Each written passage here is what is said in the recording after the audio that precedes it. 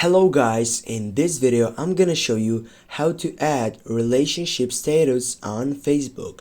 First you guys need to open up on your profile photo on your left upper side, then you need to scroll down and find for edit public details with a blue light, click on it, then scroll down again and go again on edit your about info. Right after that, also you need to scroll down. Here as you can see you have many options, but as you can see you have the relationship. You need just to go on add relationship, click on it.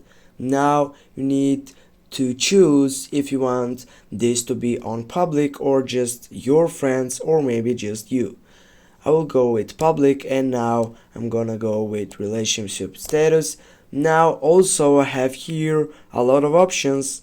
For example, have single, have in a relationship, have engaged, married, and also have other options.